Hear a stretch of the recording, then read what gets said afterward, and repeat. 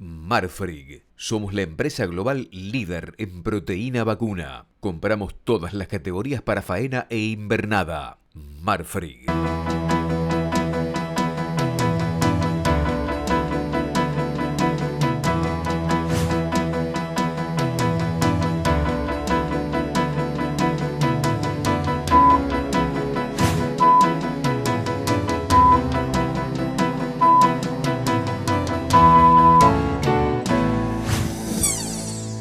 Amigos del Canal Rural, buenos días.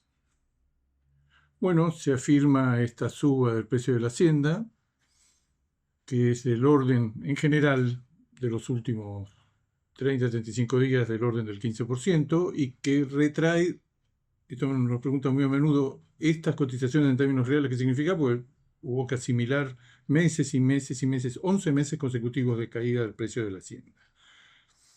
En términos reales, o sea, frente a la inflación. Y en términos nominales también. En algún momento en términos nominales. Estos precios corresponden con los precios, en el caso del novillito en Cañuelas, corresponden a moneda constante con los valores que se pagaban en el mes de julio. O sea que hemos recuperado lo perdido de julio, tenemos que seguir para atrás. A moneda constante, el precio de los primeros meses del año del novillito, que hoy vale en promedio en Cañuelas 2.400 pesos, era de 2.600 pesos. Y el precio del novillito hace un año, en un contexto caótico, era de 3.000 pesos por kilo, lo que hoy es 2.400 pesos. El repunte de la invernada es porcentualmente parecido a lo que les estoy dando. O sea, estamos empezando a recuperar este primer escalón donde las expectativas hicieron que mucha gente retrajera las ventas, llovió, hay una situación mucho mejor desde el punto de vista de la receptividad de los campos que la que teníamos hace 4 o 5 meses, que era muy incierta. Muy incierta. El panorama de fondo sigue siendo el mismo. Nosotros no somos ganadores de este plan económico, claramente. Revisamos lo que decíamos hace un año, hace exactamente un año cuando se lanzaba el plan de Milei, y asumió el nuevo presidente, y veíamos 3 peligros. El primer peligro era que el tipo de cambio real se quedara corto frente a la inflación que se descontaba iba a venir después de la devaluación y del cambio brutal de precios relativos que se dio. Bueno, eso efectivamente se dio, la devaluación se quedó corto y tenemos un problema de atraso cambiario muy importante, muy discutible el atraso cambiario con respecto a qué. Nosotros estamos a poco tiempo de que el tipo, pocas semanas o meses más, aunque el tipo de cambio real para exportar se iguale con el que teníamos hace exactamente un año no hace un año, en octubre del año pasado, antes que empezara toda esa serie de evaluaciones de Massa y después las evaluaciones de Milei. Y después el crawling peg del 2%, que fue lo que más daño ha hecho a un sector que uno lo observa y la oferta es baja porque el stock cayó. La oferta desde un punto de vista histórico es baja, la disponibilidad de carne que en Argentina es cada vez menor. Hace 25 años la Argentina disponía de 85 kilos per cápita total para disponer entre producción y consumo, y hoy dispone de 63. Cada vez más claro que si se quiere exportar más hay que seguir reduciendo el consumo. Entonces, la disponibilidad de Hacienda es limitada. La demanda externa está pasando un momento extraordinario. Este año en volumen es el año que viene, ya se está adelantando en el caso de Brasil, en el caso de Estados Unidos. Probablemente se dé una mejora en los precios, que igual que el precio de manera constante nuestro local, el precio en dólares de la carne vacuna a nivel mundial es un precio rezagado. Entonces, están las inversiones, cada vez tenemos más certeza de que el producto que produce la ganadería argentina, los bifes argentinos, tienen una enorme aceptación en los mercados. No cabe la discusión si carne de filo o carne de grano o carne a pasto, porque en el mundo se aceptan las dos, se pagan de diferente manera. Los mercados asiáticos que están explotando prefieren o premian el marmorado, pero nuestra carne, los mercados donde nosotros actuamos, es plenamente aceptada. Y este es otro tema. La carne argentina es plenamente aceptada en el mercado local, en el mercado doméstico. Si se cabe esta expresión, espero no arrepentirme, un viejo romance del consumidor argentino con la carne vacuna. Y si no come carne vacuna, no tiene plata. Entonces se habla de que han cambiado los gustos y demás. Me ha tocado a mí hacer personalmente encuestas donde he preguntado por qué come menos carne. Se queda mirando y dice, pues no tengo plata. ¿Por qué no come más carne de vacuna? Dice, porque no tengo plata. Para cierto sector de la población, nosotros los hemos perdido como consumidores. Pero quiero decir, tenemos una oferta limitada. Hemos perdido en la última seca 2,5 millones de cabezas. Estamos de vuelta en los 50 millones de cabezas. 2 veces en la historia tuvimos 60 millones de cabezas. No existe perspectiva en el corto y mediano plazo de que se recupere de tal manera la oferta y el stock ganadero, de tal manera que se revierta esta situación de que Argentina, esto lo están viendo los exportadores, también el mercado internacional, que no sucede solamente en la Argentina, sucede en la mayoría de los países del mundo, con la única excepción que siempre decimos que es Brasil. Que la carne que va a haber disponible en los próximos años no va a alcanzar, no va a alcanzar para la demanda. Todavía no sabemos si se va a expresar en los precios. Estamos viendo los primeros. El que se ha plantado en estos días es Brasil, que ha tenido un aumento después de una liquidación brutal, se revirtió el ciclo ganadero, hay una caída que todavía se tiene que afirmar en los próximos meses y sobre todo el próximo año en la oferta ganadera. Hay un aumento del 50% acumulado en menos de 3 meses en el precio de la hacienda en dólares. Brasil dejó de tener una materia prima barata que nos obliga a todos los demás a tener un piso, un techo de cotización, especialmente en el mercado chino. Bueno, en el mercado chino, ahí vendemos el 70% de la carne.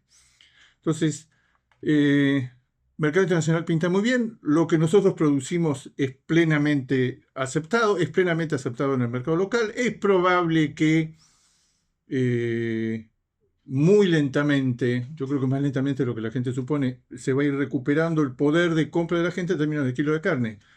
Fíjense que este mes, ya el último mes que tenemos información de noviembre, el precio de la carne vacuna al mostrador subió alrededor de un 10% y va a subir más, porque si la hacienda subió 15%, en algún momento va a subir al 15% al mostrador. Bueno, ya empezó a crecer de vuelta el precio de la carne por arriba de la recuperación de los salarios de los sectores registrados. Recuerden que había 8 meses consecutivos desde enero en que el poder adquisitivo de los salarios registrados, RIPTE, en términos de un kilo de carne, 5 cortes promedio del INDEC al mostrador, cuando hacíamos el cociente, ese cociente que en la época de Macri, en la época de Cristina, daba alrededor de 180 kilos de poder adquisitivo, un salario registrado, bajó a 133 con Alberto Fernández en los 4 años de presidencia, con una caída muy fuerte en el final. En enero de este año era 90 kilos y el último dato que tenemos es 133 kilos de poder adquisitivo, o sea, igualando el poder adquisitivo del periodo de Fernández, pero lejos de los años de Cristina y de Macri. Años, pues de alguna manera, de mayor normalidad. ¿Qué decíamos en el micro pasado? Bueno, que lo más probable es que a partir de ahora el precio de la carne, de la hacienda y de la carne al mostrador empiece, después de una caída tan grande, empieza a crecer más rápido que lo que crecen los salarios. Eso está por verse, pero quiero decir, esta recuperación que nos lleva a que hoy el poder adquisitivo es del orden de los 130 a 133 kilos, contra una media histórica que duró 8 años en los periodos de Macri y de Cristina, de 180 kilos. Ese cociente, esa carrera entre salarios y carne, la carne ya tocó fondo y ha empezado a subir. Y si la carne se ha impuesto en estos últimos meses de la manera que se ha impuesto, es porque su precio ha caído a niveles ridículamente baratos, se comió toda la inflación de los últimos 8 o 9 meses. Ahora, ¿cuál es la verdadera limitante que nos desconecta con el que es efectivamente el driver del mercado hoy en día, que es la exportación? ¿Qué es la exportación? Es el tipo de cambio, un tipo de cambio claramente atrasado, que es posible que se atrase aún más en el corto y mediano plazo. Este tipo de cambio, este manejo del tipo de cambio es una herramienta esencial, es el capital político número 1 que tiene el gobierno, la reducción de la inflación, que es muy apreciada por la población. Las encuestas están dando que el partido de gobierno ganaría con relativa comodidad las elecciones que viene, pero el argumento principal no es la actividad económica, no son los salarios reales, es que ha reducido drásticamente la inflación.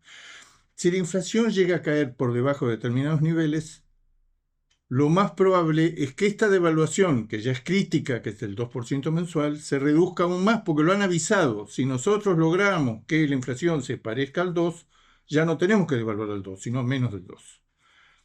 Está pasando también que el blend que se hace con el tipo de cambio, que el 20% de los dólares para los exportadores que van a parar el tipo de cambio financiero, al contado con liqui, el dólar financiero, ese 20% pesa cada vez menos, es cada vez menos mejorador del tipo de cambio.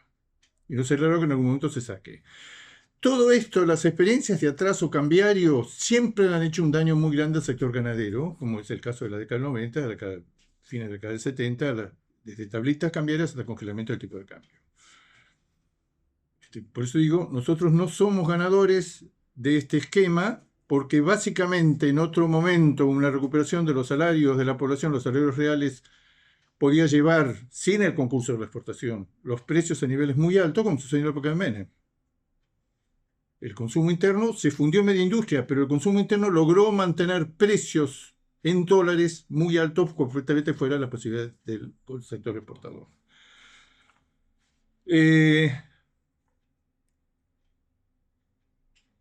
¿Cuál va a ser el tipo de cambio en los próximos meses? No lo sabemos. No sería raro que en términos reales sea decreciente por la colaboración, por repetir que es un instrumento esencial para la reducción de la inflación.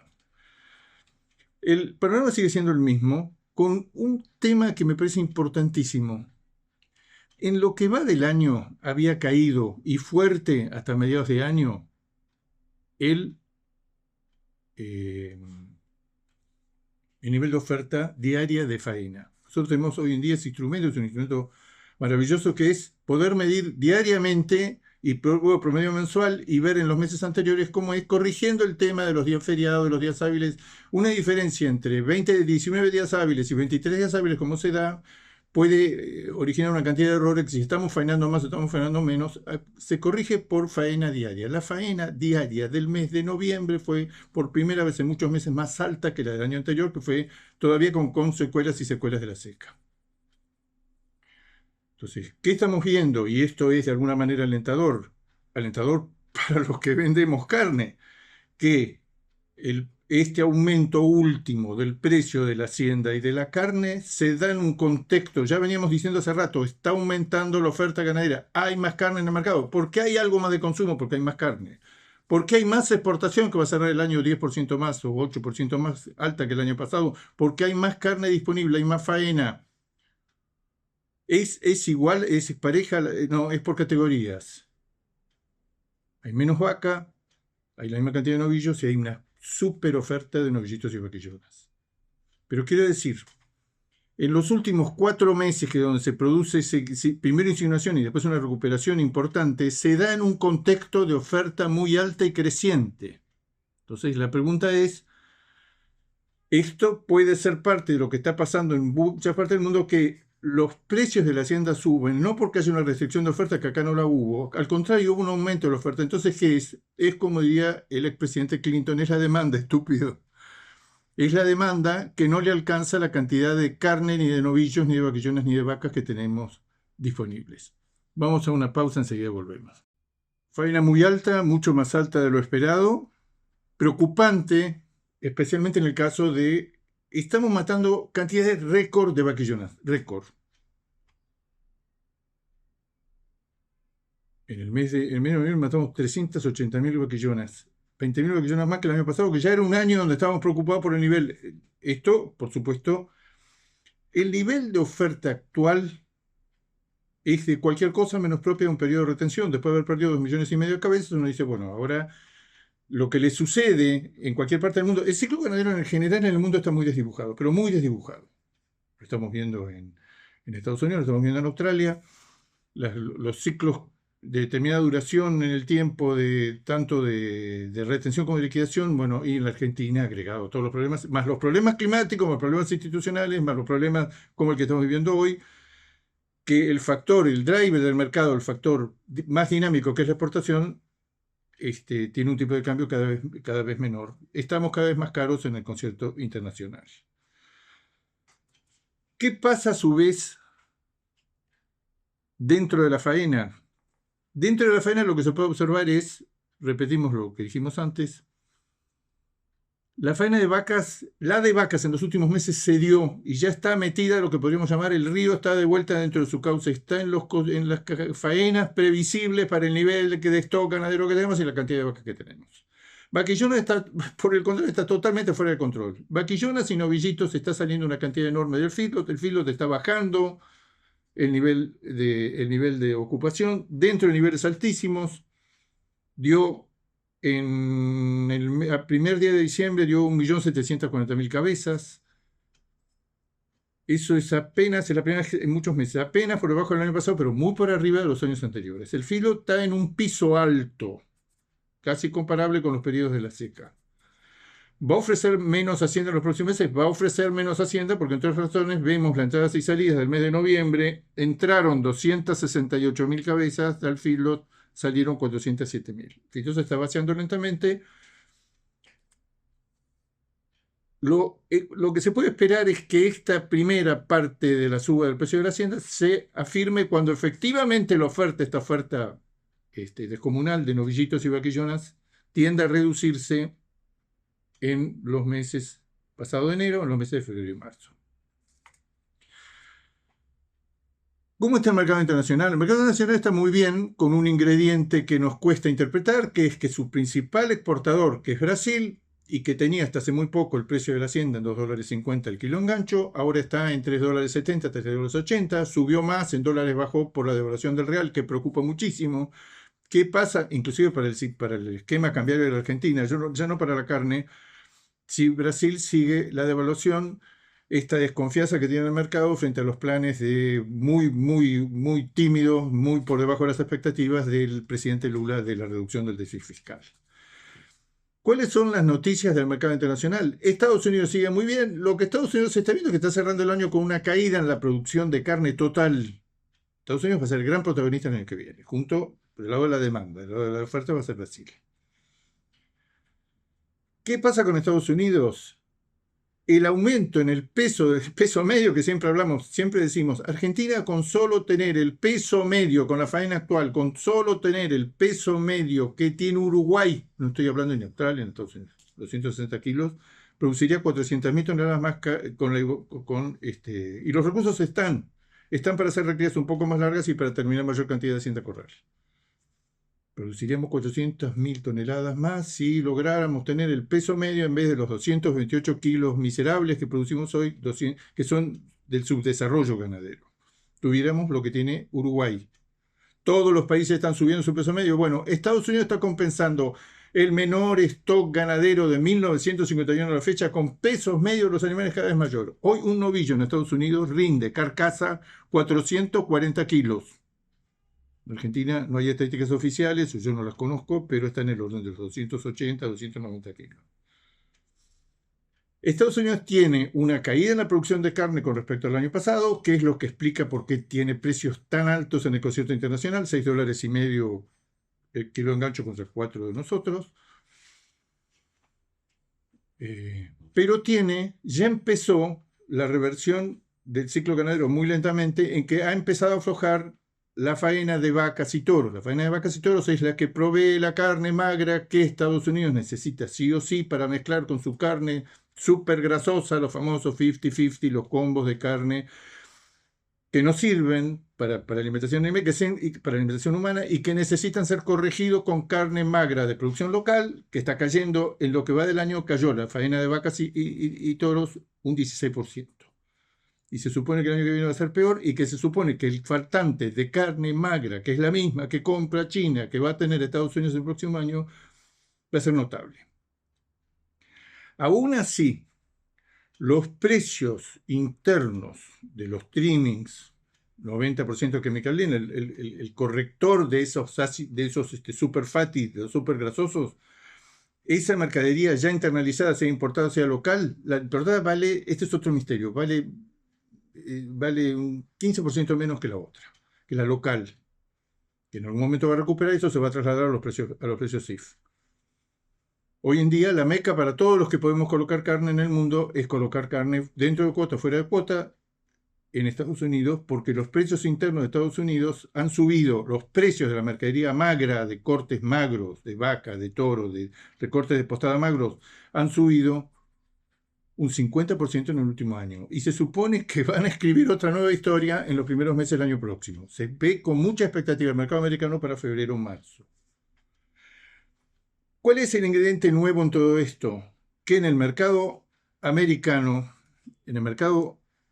concretamente en el mercado de provisión de terneros, que es una pieza importantísima en la producción de carne, México provee todos los meses entre 110 y 130 mil terneros que entran por el sur, que en general quedan en los feedlots del sur, y que proveen en números redondos el 4% de los terneros que tiene Estados Unidos. Es una pieza maestra en la producción de carne, son alrededor 1.200.000, 1.400.000 terneros por año. Estados Unidos gasta enorme cantidad de plata, cientos de millones de dólares, en que todas las pestes y enfermedades del ganado, empezando por la aftosa, pero siguiendo por muchas otras, paren en México, porque en Centroamérica hay una difusión de cantidad de enfermedades de las cuales el rodeo americano está libre. ¿Cuál es la novedad de esta semana o la novedad de estos últimos 10 días? Ha aparecido Hacienda en México, probablemente como producto del contrabando de Hacienda de países donde la Hacienda vale menos, que es en Centroamérica, a México, en México apareció, y de México salen los terneros que van a Estados Unidos. De una peste terrible, es el gusano barrenador, es originado en una mosca que pone los huevos en las heridas de los animales de sangre caliente. Nos interesa por el caso de los vacunos y los bisontes también.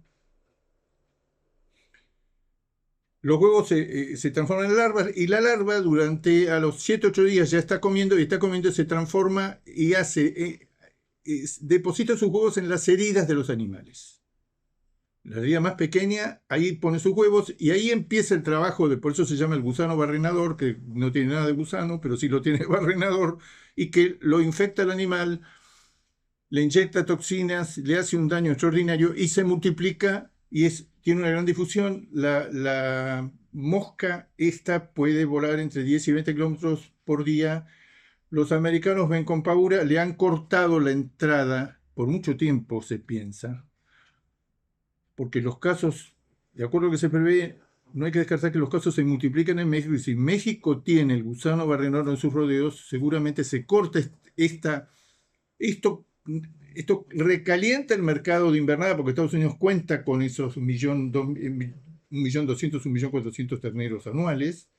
Eso es un faltante de carne muy considerable cuando se transforman la mayoría de ellos en novillos. Entonces, todo esto que ha traído un ingrediente adicional de faltante de carne. Esto no se va a resolver.